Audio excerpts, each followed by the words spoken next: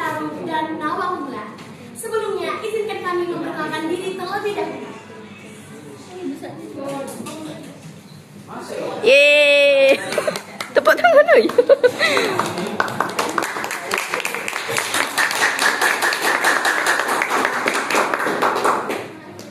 Sebelumnya, perkenalkan saya Husnia Fatina sebagai narator.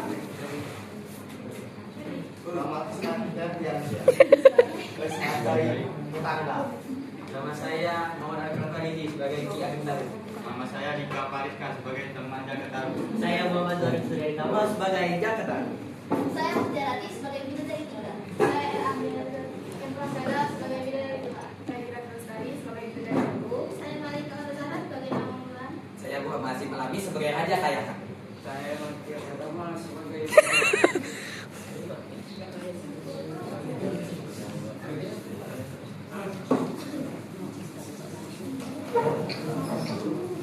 Di sebuah desa yang subur dan damai, hiduplah seorang pemuda bernama Jaka Tarup. Ia tinggal bersama ayahnya, Ki Ageng Tarup. Jaka Tarup dikenal sebagai pemuda yang rajin, pemberani, dan gemar berburu di hutan. Jaka Tarup, mari langsung tanah. Ya, ada apa? Persediaan makanan kita mulai berkurang. Pergilah ke hutan untuk berburu. Baiklah ya, aku akan berburu di dalam. Dapat sana. Hati-hati di hutan, jangan terlalu dalam. Tenang saja ya, aku akan pulang sebelum sore. Jaka Tarup mau kemana mau buat tombak? Kamu akan berburu di hutan. Hutan hari ini terasa aneh. Semalam aku mendengar suara nyanyian sejarah telaga. Bernyanyi? Siapa yang terjadi? Aku tidak tahu, tapi aku merasa takut. Tenang saja. Baiklah, berhati-hati.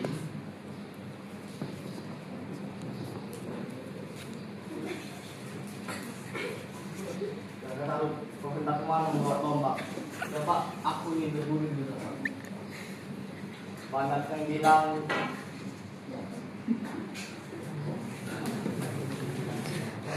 bilang bukan itu buat penuh misteri. Aku tidak takut Pak. Baiklah, jangan gegabah. Baiklah, terima kasih atas nasihatnya. Sementara itu, jauh di atas langit, di kerajaan Kayangan, hiduplah 4 bidadari cantik, putri dari seorang raja yang bijaksana. Anak-anakku,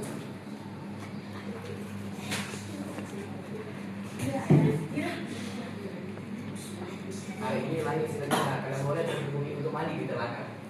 Terima kasih ayah. Kami semua akan mengatakan ayah. Kami tidak akan terlambat ayah. Kami akan bekerja sama ayah. Ingat, jangan sampai sebentar kalian hilang. Iya ayah.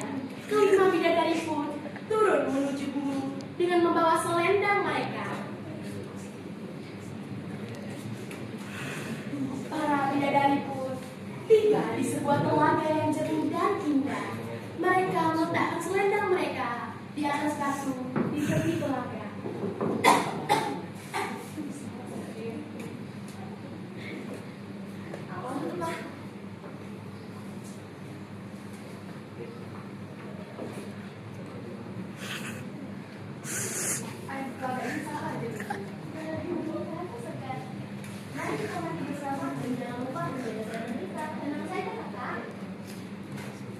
Mereka pun mulai mandi dan bermain air dengan gembira. Saat berburu di hutan, Jaka Tarup tiba-tiba mendengar suara tawa dari arah telaga. Suara apa itu? Aku akan berburu.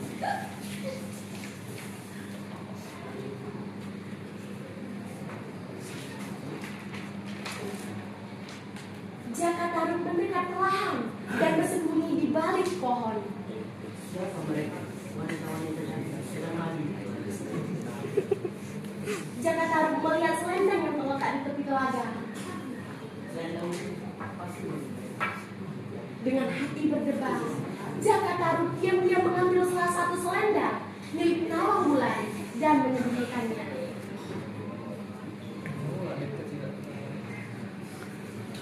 Hari mulai sore, matahari perlahan turun di ufuk barat.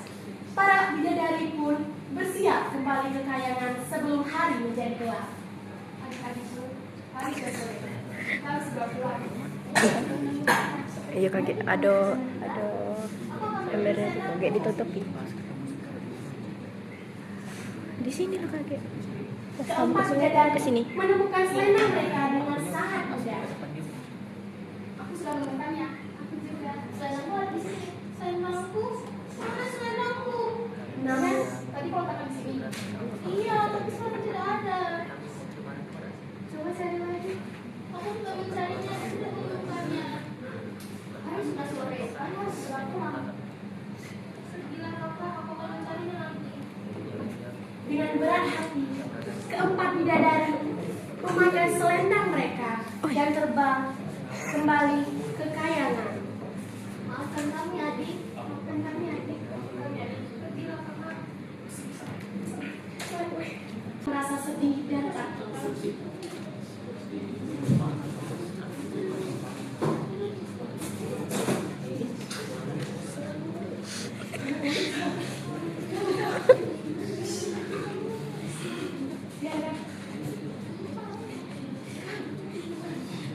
Bagaimana aku bisa pulang? Aku pasti sedih, saya pasti khawatir. Ia terus mencari selendangnya, tetapi tidak menemukannya. Jaka Tarub yang sejak tadi bersembunyi akhirnya keluar dari balik pohon. Ia berpura-pura tidak mengetahui apapun tentang selendang itu. Siapa kamu? Kenapa kamu menangis sendirian? Siapa kamu? Nama kamu Jaka Tarub. Rumah aku tak jauh dari kita. Aku itu jangan selendangku. Karena saya bisa pulang. Jika kamu tidak ingin pulang, ingatlah. Apakah boleh?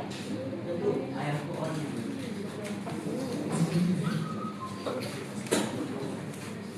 Karena tidak memiliki pilihan lain, Nawangwulan akhirnya mengikuti Jaka Tarub.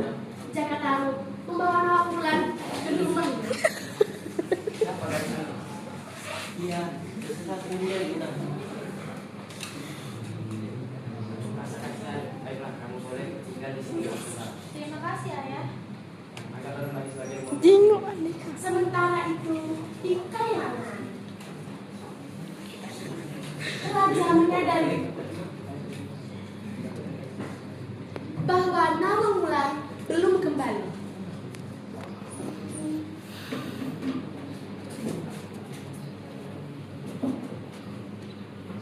Di mana Nawangwulan? Selendangnya hilang.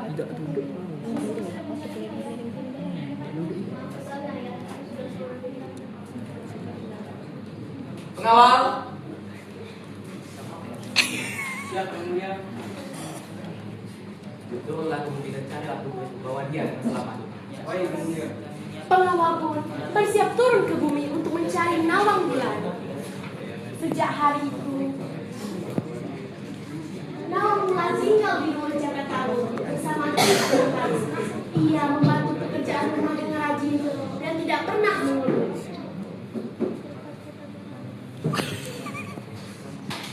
Nawangwulan, terima kasih sudah membantu membersihkan rumah. Tidak apa-apa ayah, aku senang bisa membantu. Ayah benar, sebelumnya Nawangwulan di sini belum ada benar. Terima kasih Jaka Tarub, terima kasih ayah. Di sisi lain, Jaka Tarub mengirimkan selendang itu di dalam rumput padi yang tertutup rapat.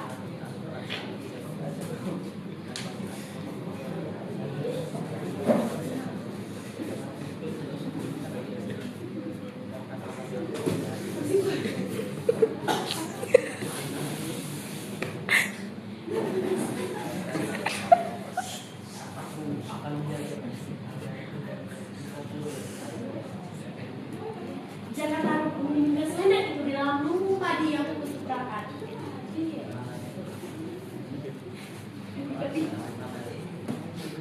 Nawangwulan, yakinan sudah diinginkan jadi kebenaran. Ya terima kasih dan bapak dulu. Kalau kita gak ada yang lain. Hari demi hari berlalu, Jaka Tarub dan Nawangwulan semakin akrab.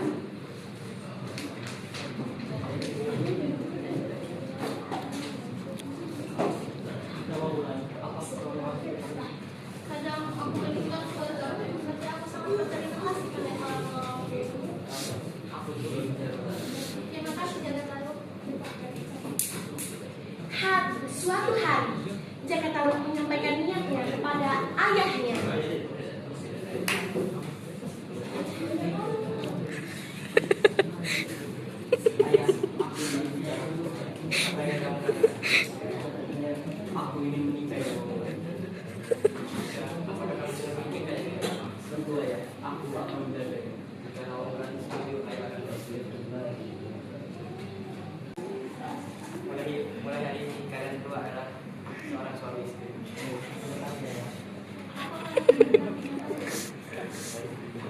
Sejak saat itu, Jakatarup dan Nawangwulan hidup sebagai suami istri. Setelah menikah, Nawangwulan mulai memasak untuk keluarga.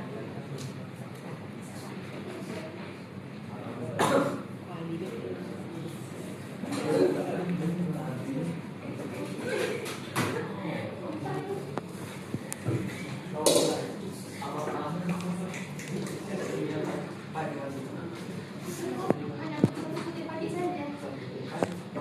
Tetapi ingat, jangan pernah mempertukan di saat pemerintah. Sejak saat itu, setiap hari Nawangwulan memasak hanya dengan satu butir padi. Setelah menikah, kehidupan Jakatarup dan Nawangwulan berjalan dengan damai. Setiap hari, Nawangwulan memasak untuk keluarganya. Namun, ada sesuatu yang aneh dan menakjubkan.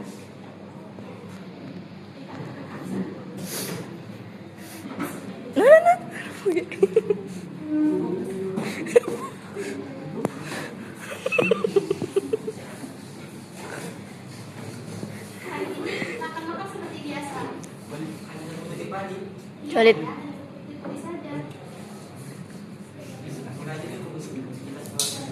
Cukup, tetapi ingat, jangan pernah ada yang membuka tutupan di saat aku sama makan. Setiap kali memasak, Nawangwulan selalu mengingatkan agar tutup panci tidak dibuka.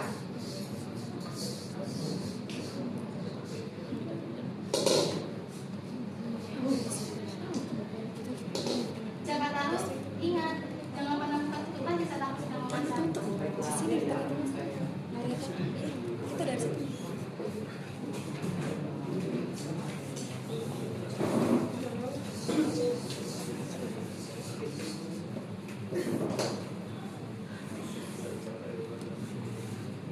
Suatu hari saat Nawangwulan sedang mengambil air di luar, Jakatarup melihat panci yang sedang dimasak.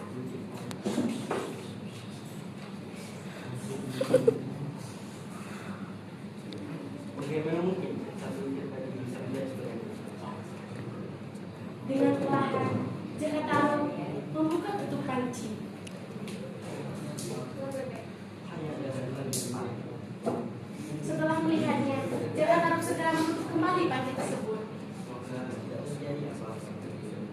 Tidak lama kemudian, Nawangwulan kembali ke dapur.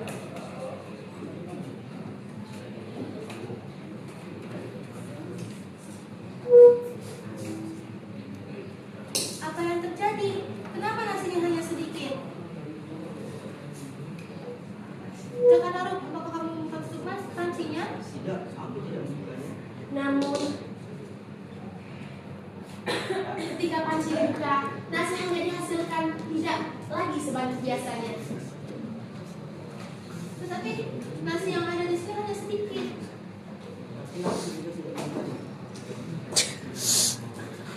Sejak hari itu, keajaiban memasak Nawangwulan mulai menghilang. Hari demi hari berlalu, Nawangwulan harus menggunakan banyak beras untuk memasak. Persediaan padi di lumbung pun semakin menipis. Persediaan padi kita semakin berkurang. Iya benar. Aku akan mengambil padi di lumbung. Saat mengambil padi di lumbung, Nawangwulan melihat sesuatu yang tersimpan di sudut lumbung. Ia mengambil benda tersebut dan terkejut. Selendangku, apakah ini selendangku? Akhirnya, Nawangwulan mengetahui bahwa selama ini selendangnya disembunyikan oleh Jakatarup. Saat hatinya bergetar, ia mulai mengerti bahwa selama ini ada sesuatu yang disembunyikan darinya. Dengan Ini selendangku. Apakah kamu yang menyembunyikannya, Jakatarup? Selendang. Dia benar aku. Ya, aku yang membukanya. Kenapa kamu melakukan itu? Agar kau tidak pulang pergi. Aku sedih dan kecewa. Mengapa kamu harus melakukan itu, Jakatarup? hati Nawangwulan sangat terluka. Ia merasa dikhianati oleh orang yang paling ia cintai. Dengan berat hati aku harus kembali.